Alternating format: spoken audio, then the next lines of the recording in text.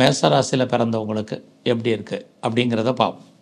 So இந்த வாரத்தை பொறுத்த வரைக்கும் உங்களுடைய பொருளாதார நிலைகள் எப்படி இருக்குதுன்னு பார்க்குறோம். கையில் பணம் தனம் இருந்தால் கூட செலவுகளும் உங்களுக்கு அதிகமாக இருப்பதற்கான வாய்ப்பு இந்த வாரத்தில் இருக்குது. ஆகையினால் செலவுகளை கட்டுப்பாடு பண்ணுறதுக்கு என்ன வழியோ அதை பற்றி யோசிங்க. ஸோ இந்த வாரம் உங்களுடைய முயற்சிகள் பெரிய லெவலில் சக்ஸஸ் ஆகும் அப்படிங்கிறது இல்லை. அதனால் கடந்த வாரங்கள்லாம் கிரக நிலைகள் உங்களுக்கு ஃபேவரபுளாக இருந்தது.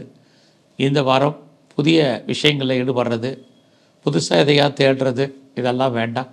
நடைமுறையில் உங்களுடைய ரொட்டீன் லைஃப் என்னவோ அதை இந்த வாரம் ஃபாலோ பண்ணுங்க. ஸோ மற்றபடி இந்த வாரத்தில் உறவுகளால் உங்களுக்கு தேவையற்ற மன வருத்தங்கள், பிரச்சனைகள், மன போராட்டங்கள் ஏற்பட்டு விலகும். நெருங்கிய உறவுகளை விட்டு நீங்கள் பிரிஞ்சிருக்க வேண்டிய காலம் அல்லது அவர்கள் உங்களை விட்டு பிரிஞ்சிருக்க வேண்டிய காலங்கள் இந்த வாரம் இருக்குது. உங்களுடைய இளைய சகோதரர்கள் இருந்தாலும் அவர்களாலும் உங்களுக்கு பிரச்சனைகள் இதுவும் இந்த வாரம் உண்டு. இந்த வாரத்தில் அவசரம் இருந்தாலுடைய அவசியம் இருந்தாலுடைய ட்ராவலை அவாய்ட் பண்ணுங்கள். இதுவும் இந்த வாரம் ரொம்ப முக்கியம். ஸோ இந்த வாரத்தில் உங்களுடைய வேலை வாய்ப்புகளும் சுமாராக இருக்குது. நம்ம ராசி பலன் பார்க்குறதே இந்த கிரக நிலைகள் எப்படி இருக்குது அதற்கு தகுந்த மாதிரி நம்ம வாழ்க்கையை அமைச்சிக்கிறது தான். அந்த அடிப்படையில் பார்க்கும்போது இந்த வாரமும் நமக்கு கிரக நிலைகள் சுமாராக தான் இருக்குது வேலை வாய்ப்புகளில். அதனால் பொறுமையாகவும் நிதானமாகவும் இருங்க.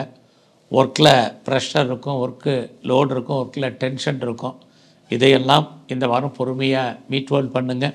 அப்படின்னா மட்டும்தான் நீங்கள் உங்களுடைய கரியரில் நீங்கள் சஸ்டைன் ஆக முடியும். இல்லைன்னா வேலையில் பெரிய மன உளைச்சல் என்பது உங்களுக்கு இருந்துக்கிட்டே இருக்கும்.